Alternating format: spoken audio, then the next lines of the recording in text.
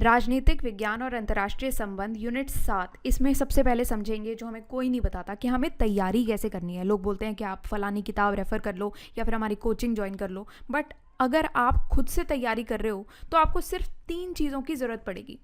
ये यूनिट है, मान लो सत्ता की अवधारणा, इसमें आधिपत्य, विचारधारा, वैधता, ये 3 चीज़ें आएंगी। तो इसके लिए सबसे पहले तो आपको चेक करना होगा अपना सिलेबस। यूपीएससी की ऑफिशियल वेबसाइट पर जाके सिलेबस डाउनलोड कर लेना। उससे आपको ये समझ में आएगा कि हमें इस यूनिट में से भी क्या तैयार करना है। कि सत्ता की अवधारणा ही सबसे पहले तो हमें तैयार कर लेना है, उसके बाद आएंगे आधिपत्य, विचारधारा और वैधता। तो 4 टॉपिक्स हो गए, क्योंकि इसमें से भी डायरेक्ट यूपीएससी कुछ ना कुछ प्रश्न पूछ लेगा आपसे।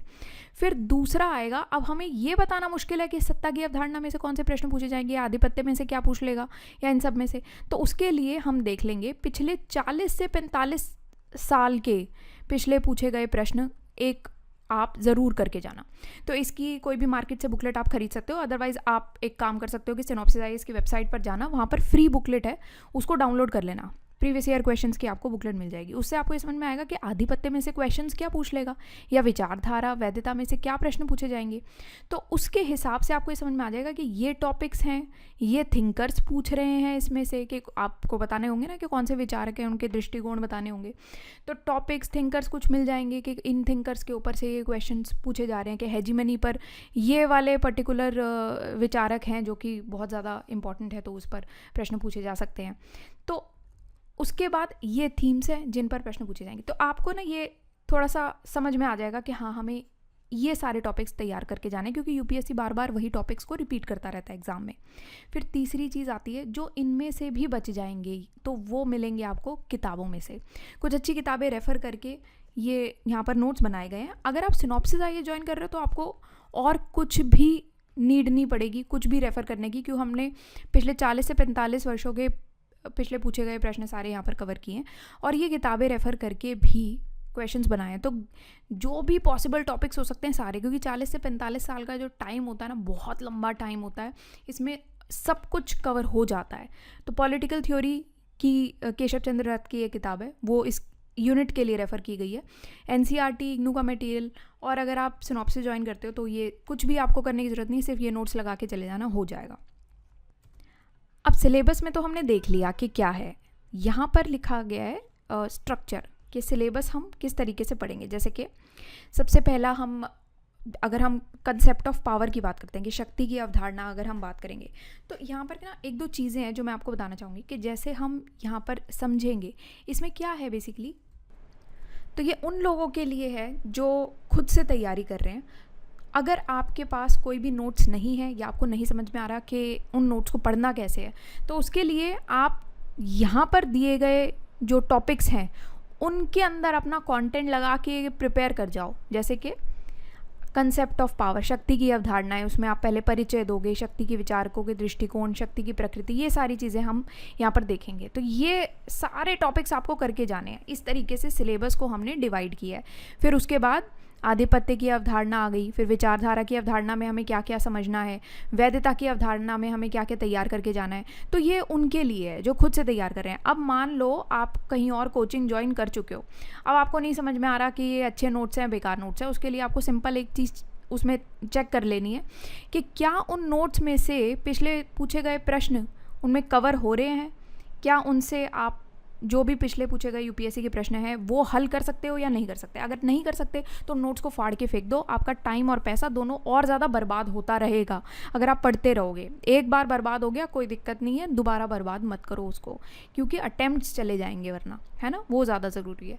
तो अगर तो आप जो भी कोचिंग ज्वाइन की है उसमें आपको पिछले पूछे गए प्रश्न हैं, कवर हो रहे हैं, तो फिर आपको कुछ और देखने की ज़रूरत नहीं है, कोई और कोचिंग की भी ज़रूरत नहीं है, ना नोट्स की ज़रूरत है। उसी कोचिंग या नोट्स पर आप स्टिक करो, उसी को ही पढ़ते रहो, उसी को रिवाइज़ करो। ज़्यादा डरने की ज़रूरत नहीं है कि क्या आ जाएगा, जो अगर नया कुछ आ भी गया तो सभी के लिए नया है वो, ठीक है। अब पहला है जैसे शक्ति की अवधारणा, तो इसमें पहले तो प्रश्न देखते हैं यूपीएससी पूछ क्या क्या रहा है। तो आप देखो यहाँ पर शक्ति के आधार, ये 2022 का प्रश्न पूछा गया था। 2020 में शक्ति की प्रकृति और अर्थ का परीक्षण कीजिए। 2019 में हैना अरेंट पर प्रश्न पूछा गया था। 2018 में शक्ति, अधिकार, वैधता के बीच संबंध की व्याख्या करना, रिलेशनशिप के ऊपर क्वेश्चन पूछे जाते हैं ना, वैसा है 2018 में। फिर दो क्वेश्चंस आप देख लो, यहाँ पर दो प्रश्न पूछे गए हैं 2018 एक ही साल में। राज्य के खिलाफ कुछ भी नहीं, इसके ऊपर कुछ भी नहीं, इसके आगे कुछ भी नहीं, ये मुसोलिनी ने बोला है। फिर 2016 का प्रश्न है हैना अरेंट पर। तो आप ये देखो कि प्रश्न कैसे बार बार यूपीएससी वही प्रश्न कैसे पूछ लेता है। ठीक है, जैसे कि अभी हैना अरेंट पर 2016 में भी पूछा गया, उसके बाद हैना अरेंट पे 2019 में भी पूछा गया। तो अब आपको ये समझ में आ गया कि कौन सा विचारक है ऐसा जिसके दृष्टिकोण पर आपको अच्छे से डिटेल में तैयारी करनी है, तो वो है हैना अरेंट। क्योंकि हैना अरेंट के ऊपर शक्ति की अवधारणा वाले टॉपिक में से कुछ ना कुछ यूपीएससी पूछ सकता है। फिर अगला प्रश्न आपका आ जाता है 2015 का शक्ति और प्राधिकार में अंतर कीजिए। तो इस तरीके के प्रश्न यहाँ पर यूपीएससी पूछ रहा है, जिसके लिए आपको पहले से ही प्रिपेयर्ड रहना है। फिर दोबारा से आप देखो यहाँ पर 2014 में फिर हैना अरेंट के ऊपर प्रश्न पूछा गया है। फिर 2012 में हैना अरेंट के ऊपर प्रश्न पूछा गया है। फिर 2011 में भी मार्क्स पर और वेबर के दृष्टिकोण के तुलनात्मक जांच ये करना है आपको। फिर 2010 में भी फूको के ऊपर प्रश्न पूछा गया है। 2023 में अभी रिसेंटली फूको के ऊपर प्रश्न पूछा गया है। अब आप ये नहीं कह सकते कि फूको के ऊपर क्यों पूछ लिया, ये तो हमें प्रश्न नहीं आता था। 2010 का अगर आप प्रश्न किए अगर करके गए होते तो फिर आ जाता, आपको समझ में आ जाता कि हाँ फूको की आपको अच्छे से प्रिपेयर करके गए होते। तो ये प्रश्न आपका छूटता नहीं, अगर आपका छूट गया है तो।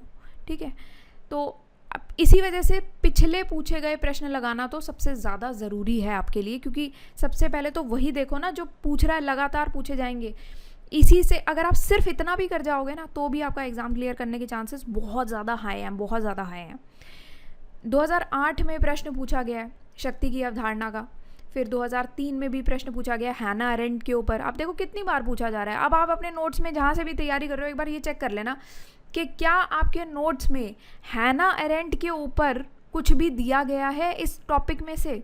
अगर दिया गया है तब तो पढ़ लो, नहीं दिया गया फिर तो फ़ायदा क्या उन नोट्स का। हैना अरेंट के ऊपर लगातार जब प्रश्न पूछे जा रहे हैं और आपके नोट्स में है ही नहीं तो फिर क्या फ़ायदा, फाड़ के फेंको उन नोट्स को। ऐसे नोट्स की आपको ज़रूरत नहीं है, टाइम आपका वेस्ट कर रहे हैं, पैसा तो वेस्ट कर ही चुके हैं। सी राइट मिल्स का 2002 में प्रश्न पूछा गया है। 99 में लेनिन मिशेल और डुवर्गर के विचार आपको बताने हैं राजनीतिक दलों पर, ये इस पर प्रश्न पूछा गया है। 1996 में भी प्रश्न पूछा गया है सत्ता की शक्ति को पृथक करें, सत्ता पर निर्भरता की शक्ति की प्रकृति को कैसे प्रभावित करती है। 1995 में प्रश्न पूछा गया है समकालीन भारतीय अनुभव के अभिजात वर्ग से के संचलन के सिद्धांत का उदाहरण दें। फिर 1992 में अभिजात वर्ग के ऊपर वही प्रश्न देख लो आप, 1992 का देख लो, 1995 का देख लो, वही ले दे के प्रश्न है, वही बार बार यूपीएससी पूछता है।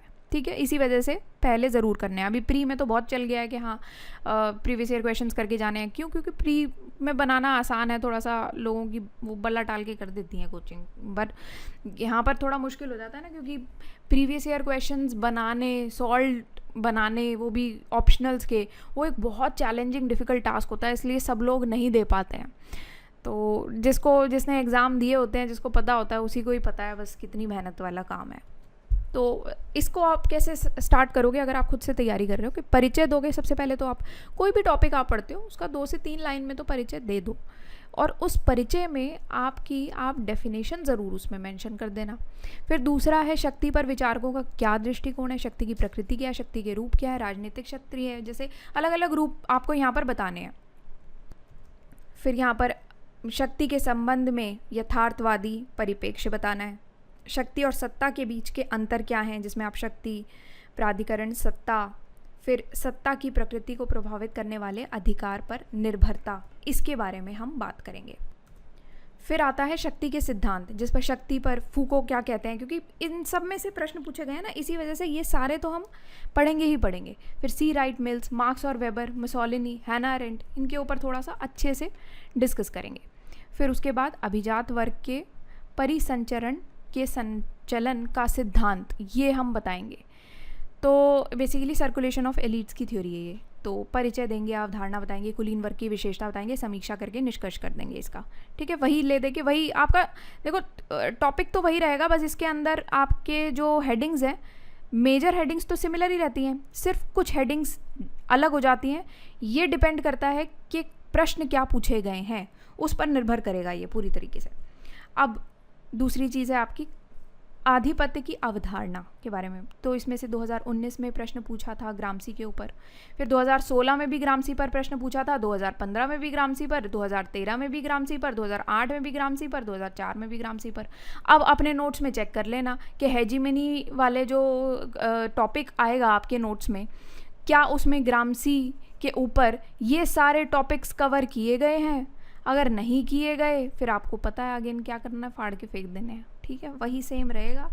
देखो कोचिंग वाले कई होते हैं बहुत टाइम वेस्ट करा देते हैं, इसलिए हम लोग भी रह जाते हैं, क्योंकि अब तैयारी तो हम लोगों ने की है ना, तो हम लोग रह जाते हैं इस चक्कर में कि यार पैसे दे दिए बर्बाद हो गए, तो पढ़ लेते हैं अब जो है ना, वो उस चक्कर में हम लोग पढ़ लेते हैं। पर हमें ये नहीं समझ में आता ना कि वो 1 साल पूरा बर्बाद हो जाता है। 1 साल बहुत लंबा टाइम हो जाता है, ठीक है ना। फिर वापस से वो तैयारी करो और मेंस तक पहुंच गए हैं और फिर भी नहीं हो पा रहा, तो वो वाली चीज़ आ जाती है कि यार इंटरव्यू तक नहीं पहुंच पा रहे। तो इंटरव्यू तक पहुंचना है ना अगर, तो उसके लिए आपको सबसे पहले तो ये अपनी जो गलत चीज़ें हैं ना, बहुत ज़्यादा मत सोचो, उसको हटाते जाओ, सही सही चीज़ों पर आंखें बंद करके अभी कूद जाओ। इतनी चीज़ें कोशिश कर चुके हो, एक चीज़ कोशिश ये भी कर लेना कि ये बेकार के नोट्स हटाओ, अपने खुद के नोट्स बनाने की कोशिश करो। और देखो आंसर राइटिंग की प्रैक्टिस तो आपको वैसे भी करनी ही है एग्ज़ाम के लिए, तो क्यों ना आप खुद से अच्छी किताबें लेके और खुद एक बार प्रैक्टिस करके लगा के देखो ना प्रश्न, क्योंकि वही पूछेगा, आपका प्रैक्टिस भी हो जाएगी साथ ही साथ और नोट्स भी बन जाएंगे। अगर आपके पास टाइम है तो मैं आपको ये सजेस्ट करूँगी कि आप अपने नोट्स खुद से बनाना, उससे प्रैक्टिस बहुत अच्छी होगी आपकी। परिचय दोगे, ग्रामसी का आधिपत्य का सिद्धांत बताओगे, उसका भी परिचय दोगे, क्योंकि ये तो आपको पूरा डिटेल में ही एक्सप्लेन करना है, तो अच्छे से एक्सप्लेन करना है इसको। इस पर तो सारे ही प्रश्न इसी पर पूछे गए हैं। आधिपत्य की अवधारणा बताना, आधिपत्य और प्रभुत्व के बीच अंतर क्या है वो आप यहाँ पर बताना। फिर अधिरचना सिद्धांत बताना, जैविक बुद्धिजीवी बताना, ठीक है। उसके बाद आता है आपका विचारधारा की अवधारणा। इसमें से एक प्रश्न पूछा गया है, 2021 में प्रश्न पूछा था, और ये पूछा गया था कि राजनीतिक विचारधारा मुख्य रूप से सत्ता के आवंटन और उपयोग से संबंधित है, तो वो आपको बताना है। यहाँ पर परिचय दोगे, ऐतिहासिक पृष्ठभूमि बताओगे, आप इसका विचारधारा पर विचारकों के दृष्टिकोण थोड़े से बताओगे, राजनीतिक विचारधारा और शक्ति, बस, ठीक है। अब दूसरा आ गया, ये सारे टॉपिक्स थे जो प्रश्न पूछे गए हैं, और जो नहीं पूछे गए वो पूछे जा सकते हैं। वो कैसे पता लगता है, वही किताबें रेफ़र करके पता लग जाता है कि लेजिटिमेसी में से कौन से इंपॉर्टेंट टॉपिक्स आएंगे, वो आप किताबें देखो, आपको समझ में आ जाएगा, है ना। तो ये सारी चीज़ें हैं।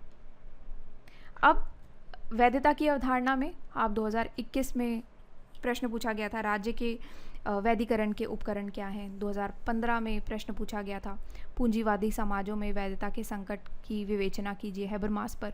2014 में प्रश्न पूछा गया था, 2012 में भी पूछा गया था, 1997 में भी पूछा गया था, मॉन्टेस्क्यू पर पूछा था 1997 पर।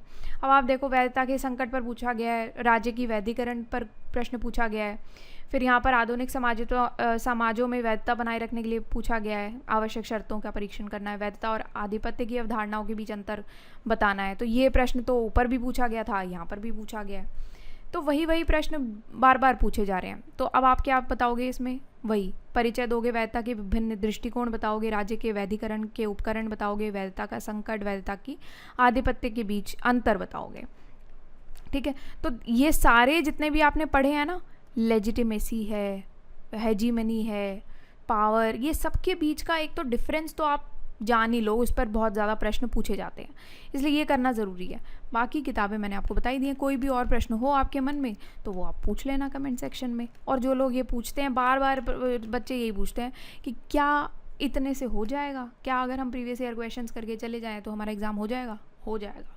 और अगर कोई नया क्वेश्चन आ जाता है तो भाई वो सबके लिए नया है, क्योंकि आप ये मानो ना 40 साल हो गए हैं, लॉजिकली भी आप सोच के देखो 40 साल बहुत लंबा टाइम होता है, उसी में ले दे के वही क्वेश्चन रिपीट हो रहे हैं। कुछ इधर उधर का पूछ भी लेगा, कहाँ से पूछ लेगा, खुद तो नहीं बना लेगा, किताबों से बनाएगा या फिर पिछले पूछे गए वही जो टॉपिक्स हैं उन्हीं में से बनाएगा। वो हमने कवर कर ही लिए हैं, तो फिर कुछ बच नहीं जाता, ठीक है।